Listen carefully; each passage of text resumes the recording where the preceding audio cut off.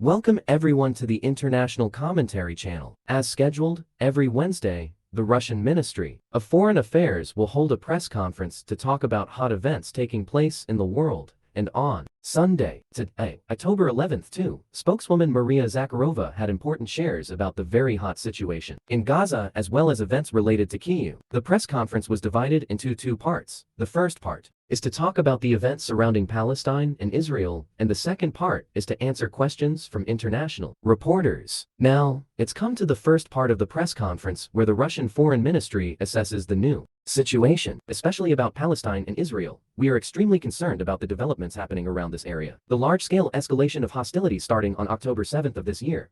More than 1,500 Palestinians. Israel died there. These are only officially confirmed numbers. The number of victims is still increasing day by day. Now, it is difficult to say about the total number of victims and the number of injured people. In this case, people died. The main harm is to civilians. Tensions are rising in the West Bank. There is a high risk that the conflict will spread to the Lebanon-Israel border area and draw new parties into the war. A large-scale humanitarian disaster is happening. Takes place before all of us. We pay special attention to ensuring the security of the Russians in Palestine and Israel. We direct our diplomatic and consular agencies to maintain close contact with them. In conjunction with our partners in the region, we are making active efforts to minimize the threat to the lives and health of our compatriots in assessing how the current situation will develop further as we have seen that observers and experts in the Middle region all say that tensions are unlikely to be reduced in the near future. The most important thing now is how to stop the fire and stop the color we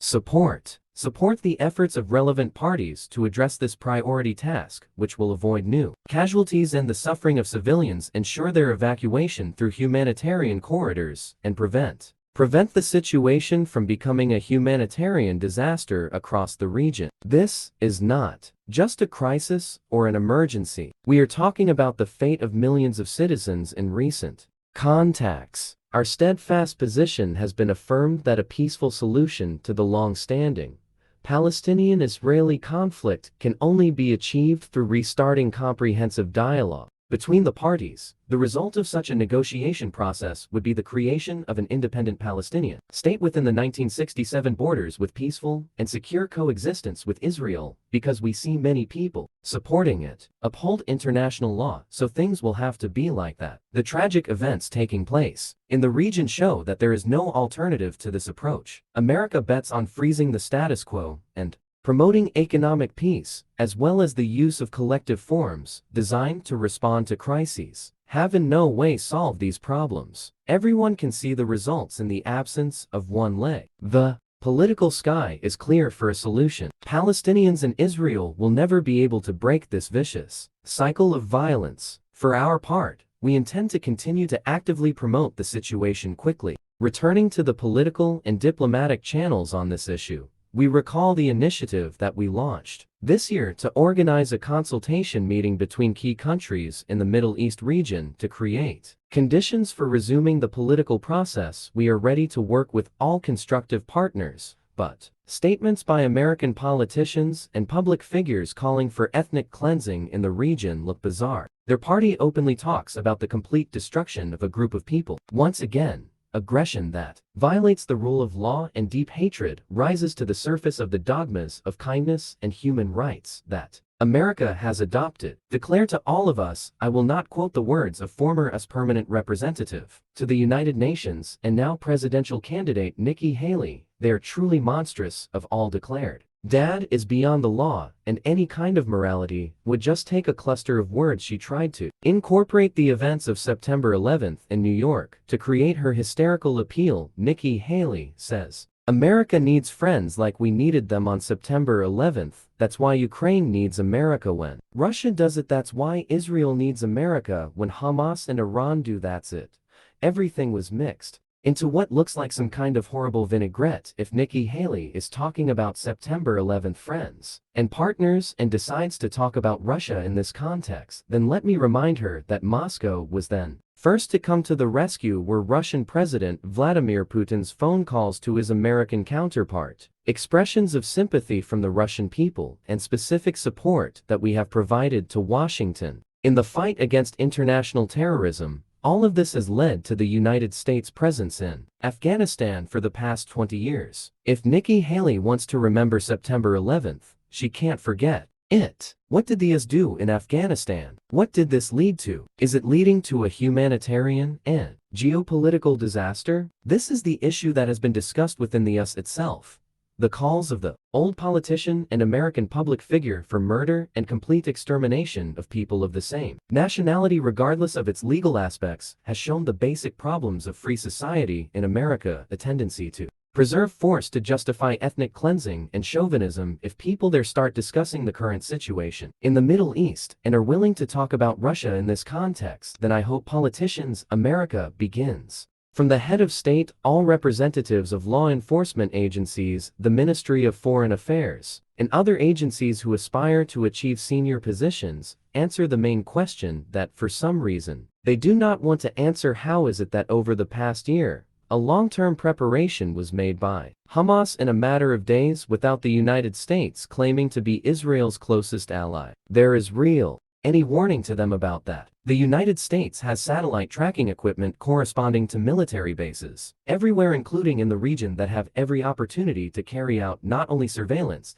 but also including stopping it before it happens to all the information circulating on American-made devices, including hardware and software. We still remember how secretive Washington was about something related to a salt shaker, they call it. American chemical warfare personnel are absolutely certain and disseminate information everyone that this substance is being used by Russia, but for all these years there has been no evidence that the Americans know everything. They constantly accuse Russia of hacker attacks trying to use the Kremlin's hand to interfere in the internal affairs of the United States and other regions of the world.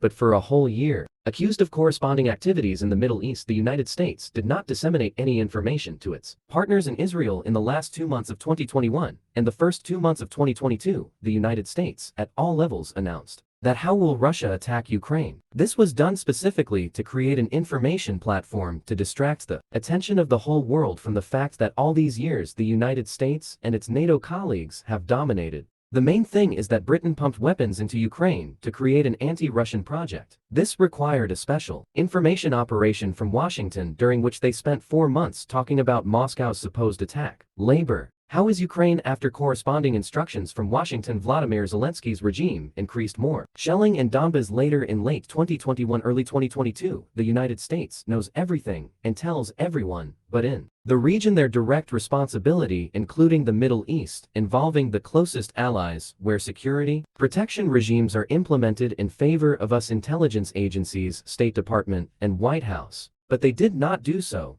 They did not transmit any information necessary to protect their allies. This question is now being asked in America itself by everyone who is not afraid to ask. No one has asked the question. The answer is not Congress, not the Department of Defense, not the State Department. I'm not sure if the White House has the capacity to give an answer, but I think this is a question that should be asked further in. In Ukraine, Zelensky's regime is still continuing to engage in professional begging to be able to continue taking weapons from Western masters. In a full-on comedy scene today in Brussels meeting, the 16th session of the Contact Group on Defense Support for the Kiev regime will take place in the form of Rams, chaired by the US Military Command. It is expected that Kiev will once again request the rapid delivery of defense systems, non-missile defense long-range missiles, and new ammunition for the Ukrainian armed forces. With each such gathering, their appetite has only increased. Its attention is in the context of current events in the Middle East. US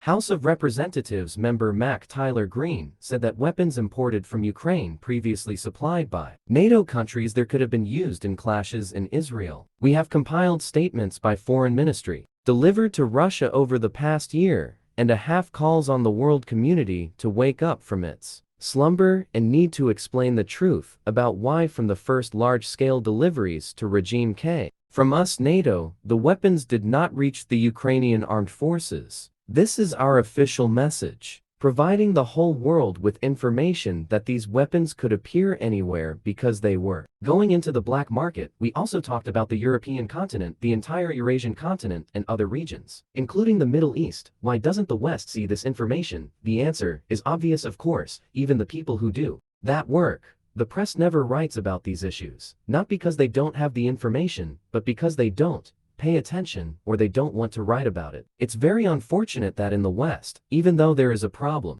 serious delays, but they are starting to see the light again. The good news is that even though there are only a few, they are starting to understand what is going on. Ivory has long been warning the Kiev regime sponsors about theirs a high risk that the weapons they supply will end up on the market and spread around the world. This is what's happened now. Now comes the question that Secretary of State Antony Blinken is carefully avoiding. Why? Love affair. The US newspaper did not tell anyone about the planned activities in the Middle East. Is this a failure? But in the US, no. One was fired, or did they know, but did not say. In early October this year, senior representative of the European Union on foreign and security policy Joseph Borrell spoke in Odessa, proposing the creation of a special fund worth €20 billion within the European Peace Fund, from which the supply of weapons to the Ukrainian armed forces would be financed in the next 4 years. It is clear that peace in Ukraine will not come soon. Western donors intend to fight with their own hands until the Ukrainians. What will eventually happen with the next shipment of weapons? Maybe now someone in Europe will have to start thinking about it. This attitude eloquently confirms the skeptical words of Dutch Defense Minister Ollongren. Also in early October this year, at the Security Forum in Land said that helping Kyiv is a cheap way to ensure that Moscow cannot pose a threat to NATO. This is further evidence that for the West and its puppets in Ukraine, a role is expendable material on the way to achieving their selfish goals in Ukraine. They continue to mock their own cultural heritage. Also in early October this year in Kyiv, the Writers' Monument, Soviet Union, erected nearly 50 years ago, has been demolished. In addition, the Kyiv regional government also reported the seizure of 400,000 Russian books and publications by Soviet Russian authors from local libraries. 1 year and a half. German Chancellor Olaf Scholz laughed when he learned about the genocide of Russian speakers by the KP regime. Then all that remained was a grin, but the truth spoke for all the action. This is what if not an ethnic cleansing, when hundreds of thousands of books were destroyed and confiscated in Hitler's Germany? Books were also burned to destroy the great heritage of many previous generations. But after the war, victory over fascism, to commemorate those tragic pages of history in Berlin, a monument to book burning was erected in that area. Think the time will come when Kyiv will have to erect a monument to honor those works. Insulted product of great ivory literature. No matter what provocations Ukraine organizes, no matter how a collective West supplies weapons to the Kyiv regime, all the missions of the war, the special military operation, will certainly continue to be carried out. The Russian leadership has repeatedly spoken out about this and affirmed that yes, the above is the first part of the press conference of the Russian Ministry of Foreign Affairs on related issues. Mandarin to the West in the Middle East incident, as well as Kyiv and all of you. What do you think about this issue? Please comment below, and now see you in part 2 of videos.